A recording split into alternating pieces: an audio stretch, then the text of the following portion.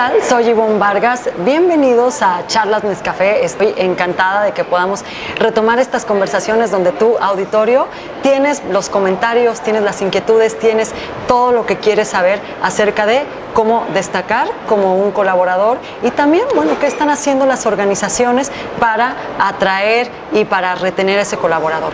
Y justo de ese tema, bueno, les quiero comentar que tenemos hoy a un invitado muy especial, un conocedor en realidad de estos temas, y es Javier Vargas, quien es vicepresidente regional para América Latina de Right Management y también es encargado de desarrollo organizacional en ManpowerGroup. ¿Cómo estás, Javier? Hola, Ivonne, muy bien, muchas gracias. Estamos encantadas de tenerte en este espacio. Y yo súper feliz de estar aquí también. Oye, pues Javier, esta charla es un tema que pienso trae con muchas inquietudes a nuestro auditorio, porque tiene que ver con cómo puedo ser atractivo, es decir, qué están viendo las empresas para atraer a un talento y luego cómo me pueden desarrollar dentro del proyecto en el que esté colaborando, para finalmente, pues bueno, quedarme en ese grupo, no andar mirando a otras alternativas, a otros proyectos y quedarme en esa empresa. Nuestra primera pregunta en esa línea es: ¿qué es lo que están viviendo hoy las organizaciones en cuestión de atraer? ¿Cuáles son los desafíos? ¿En qué se están fijando en una persona que toca la puerta y que dice yo puedo ser el talento para tu organización? ¿Y cuál es el desafío para empresa, pero también para una persona que está buscando proyectos y proyectos de calidad? Perfecto, gracias de nuevo por la invitación. Y déjame contar, es un tema muy importante que en ManpowerGroup hablamos constantemente y tiene que ver con esta atracción. Hablamos, y tú lo sabes muy bien, hablamos de hace mucho tiempo que hay escasez de talento. Y hablamos, en ManpowerGroup hacemos estudio una vez al año, cada octubre, y aquí en México, por ejemplo, 5 de cada 10 empleadores nos dicen que están teniendo problemas para encontrar el talento correcto. Y es no necesariamente que no tengan las habilidades que son necesarias, pero a lo mejor no tienen las habilidades que son las que requieren para el puesto en particular. Entonces nosotros creemos que es importante que las empresas comiencen a tomar prácticas de mercado, de consumidor, tratar a sus empleados, a sus futuros empleados como consumidores. ¿Y qué significa esto? Y voy a hacer un ejemplo. Uno va y compras un teléfono, por ejemplo, un teléfono celular. Al ir a comprar un teléfono celular, ¿qué es lo primero que ves? A lo mejor vas a ir a preguntarle a amigos cuál fue tu experiencia. Te van a tratar bien, te van a tratar de convencer. Antes de que llegues a eso, va a hacerte una búsqueda. A ver, el teléfono, ¿qué marca quiero tener? Fulán, tal o cual. ¿Qué modelo? Entonces tú vas a hacer una búsqueda, una investigación. Vas a preguntarle a amigos, vas a ver algunas reseñas en periódicos, en sitios de internet. Una vez que ya hayas decidido, a lo mejor estés entre 2 o 3 posibles teléfonos, vas a ir a una tienda. En la tienda seguro va a haber un anuncio que te va a decir teléfono tal y tal, cuesta tanto, pagos mensuales tanto, meses sin intereses. Va a estar súper bien definido y súper bien preparado la gráfica que esté en el punto de venta. Y una vez que estés ahí, vas a decidir cuál compras. La persona que esté ahí, la que esté atendiendo en la tienda, en el mostrador, te va a convencer, va a ser esa experiencia de usuario es importante. Ok, seguro ya tienes tu teléfono, vas a casa y vas a abrir el teléfono. La caja la vas a abrir, esa experiencia va a ser muy importante. Si es lo que te prometieron, si a lo mejor te prometieron algo que no se cumplió, ¿qué vas a hacer? Aquí en México vas y te quejas a la Secretaría, a la Procuraduría del Consumidor, haces mucho ruido y al final del día te quejas si no es lo que te prometieron o en el peor de los casos no vuelves a comprar ese teléfono. El punto es, en las empresas tienen que hacer algo parecido y tienen que tratar a sus futuros empleados como si fueran consumidores. ¿Y a qué voy? ¿Te acuerdas el anuncio? Hacemos ese anuncio. El anuncio. ¿Cuántas descripciones de puestos están bien hechos, están bien posteados en internet, en los portales? Son atractivos, son sexys de alguna forma. O sea, creo que lo importante es que las empresas tienen que comenzar a esas atracciones, esas postulaciones o las descripciones de puestos o las vacantes que estén postulando en cualquier portal o portal de ellos mismos, tiene que ser súper bien definido. ¿Cuál es la función que van a hacer? Lo tienen que hacer súper llamativo, lo tienen que hacer algo que la gente quiera tener, ¿no? A ver, aquí para nuestro auditorio, esto es bien importante lo que está mencionando Javier, porque el primer mensaje que nos deja es: sí hay escasez, aunque escuchemos diario que hay muchas personas buscando trabajo, que es una realidad, vamos, hay un mercado importante buscando trabajo, también las empresas a veces dicen, bueno, aunque haya mucha gente, no encuentro a la persona con la experiencia, pero sobre todo con las habilidades o con las destrezas necesarias para que ocupe yo ese puesto. Y háblanos de esto, Javier. ¿A qué nos referimos con la competencia? Porque con las competencias, nuestro auditorio puede preguntarse, bueno, yo traigo tantos años en un puesto, terminé una carrera con estas características, hice todo lo que creo que es necesario y entonces ahora me dicen que no me van a contratar porque yo no trabajo en equipo, porque no tolero el estrés, porque no soy resiliente, porque no pregunto en una junta. Claro. ¿Cómo es este tema de qué valor le están dando a una destreza? Y es muy importante, en la competencia es una serie de habilidades que son medibles y tú puedes observar a través de una conducta.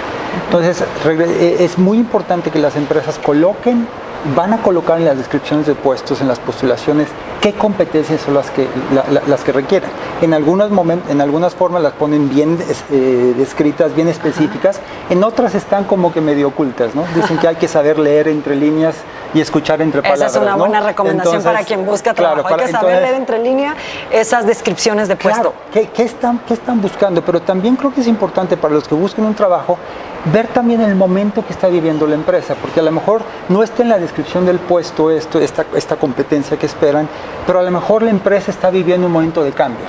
Un cambio a lo mejor que están haciendo una fusión o una adquisición, por ejemplo. Entonces el ver cómo esas competencias en el momento que está viviendo la empresa es importante resaltarlo, ¿no? Claro. Entonces es mostrar las habilidades que tiene en la descripción, pero creo que también para las empresas, regresando al tema de hacer las postulaciones llamativas, tienen que incluir todo esto. Entonces, ¿cómo lo logran incluir? Para que la gente primero se postule. Una vez que se postula, la siguiente parte es, ¿y qué sucede con la experiencia? Así como dijiste, fui a la tienda y a ver cómo estaba, un candidato va a ir con un reclutador. ¿Cómo fue su experiencia con el reclutador? ¿Llegó temprano? ¿Lo recibieron bien? ¿Estaba bien descrito? ¿Cómo fue esa experiencia? Es muy importante. Hoy el propio candidato entonces tiene ese poder de dar una buena referencia o una mala referencia de ese lugar. A eso es a lo que te refieres en que, en términos generales, veamos esto de búsqueda de trabajo y de contratación como una relación con un cliente. Exacto. Como alguien que va a comprar un producto y que va a buscar en internet, ya lo decías, que le va a preguntar al de al lado, oye, ¿a ti cómo te fue en esta empresa? Claro. ¿O qué sucedió cuando tú fuiste a buscar trabajo? Dame alguna sugerencia y a partir de ello, hoy el colaborador, el que busca trabajo, tiene ese poder de decir me fue bien o me fue mal. Totalmente de acuerdo. Que de ahí de las empresas, y es una sugerencia para las empresas, tienen que ser muy cuidadosas en cómo están trabajando su marca desde que van a reclutar o atraer a una persona. Claro, y ¿no? Es su marca empleador. ¿Cómo son ellos, el nivel que tienen ellos como marca empleador? Entonces, y lo mismo también, regresando en la secuencia, hace la entrevista y después viene la oferta. La pregunta es, lo que se le prometió a la persona durante todo el trayecto de la entrevista y el proceso de selección, ¿es lo que se les incluyó en esa oferta de trabajo? ¿Por qué? Porque es lo mismo si tú vas a una tienda y te prometen 15 meses sin intereses y resulta que si hay interés, entonces te prometieron algo que no se dio. Lo mismo, en la oferta durante el proceso me dijeron, voy a tener X número de días de vacaciones, y no, resulta que son menos, o resulta que lo que se te dijo no va a ser, voy a tener la posibilidad de trabajar de casa 3 días a la semana, y resulta que no. Entonces, esa es la promesa que si no se da, la gente los posibles candidatos no van a quedar a gusto, ¿y qué sucede? No van a recomendar a tu empresa para futuros y potenciales candidatos. Y de ahí el problema de la escasez, sigue habiendo esta escasez, también se sigue presentando en el sentido de que una buena recomendación hace que menos gente toque en esa empresa. Ahora, una buena recomendación, claro, basada en una experiencia. Basada en una experiencia.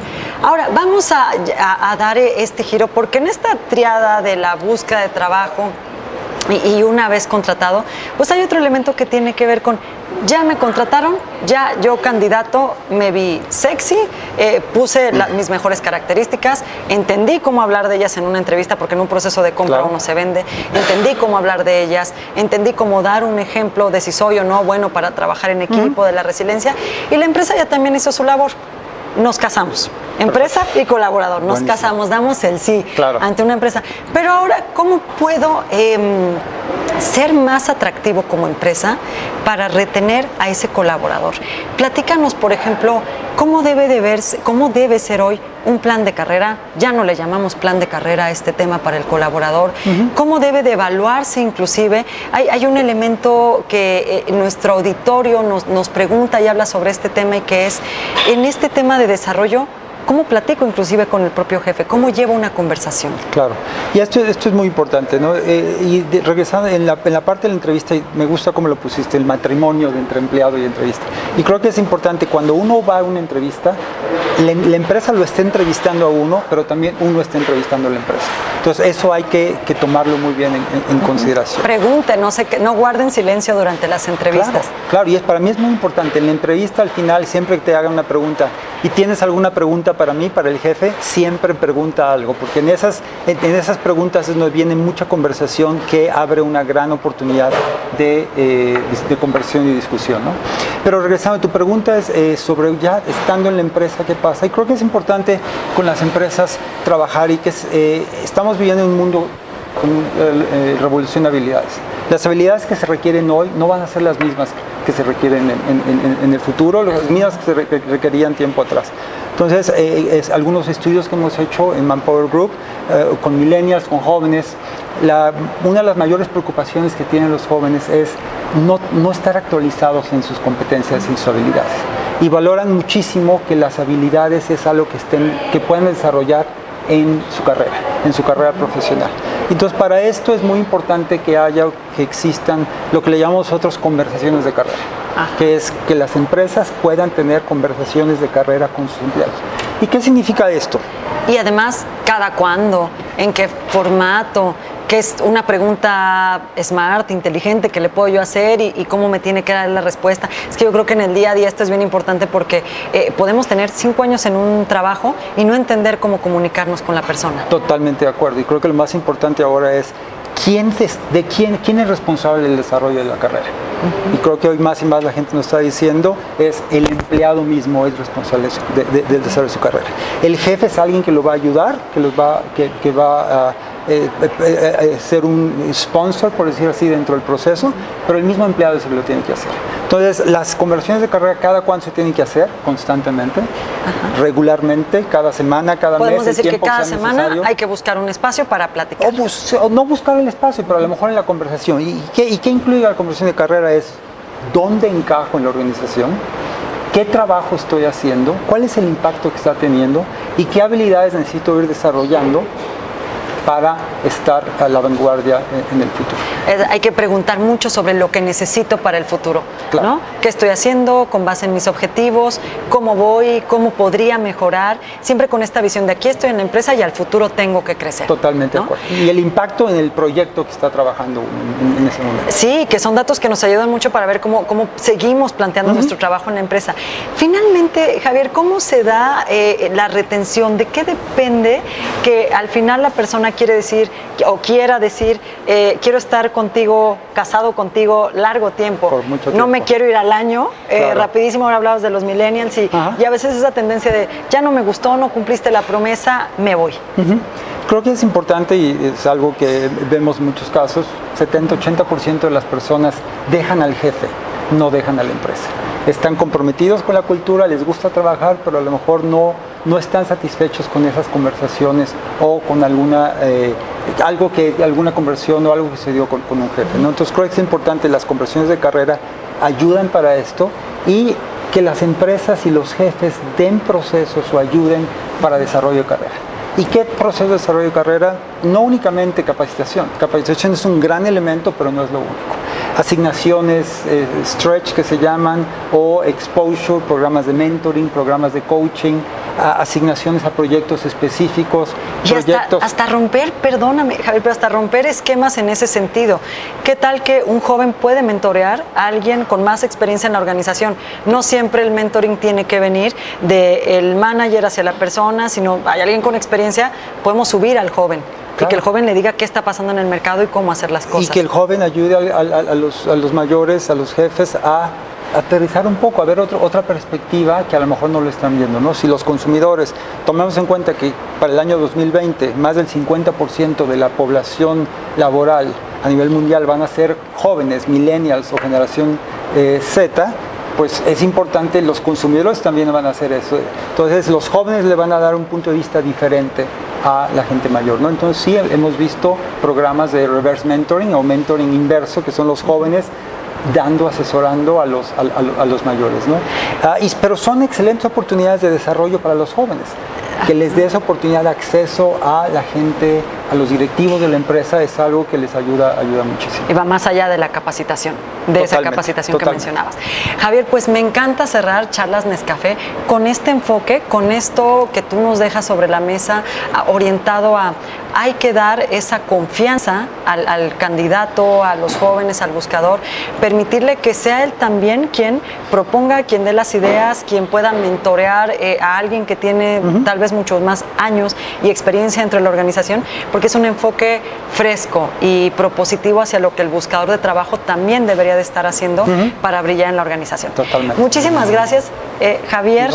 Esperemos que disfruten mucho de estas Charlas Nescafé, tenerte aquí de nueva cuenta, y les recordamos que estas conversaciones las pueden seguir a través de nuestras redes sociales en Mejores Empleos, en @mejoresempleos para Instagram, Facebook y Twitter, y nos escuchamos próximamente en otras Charlas Nescafé.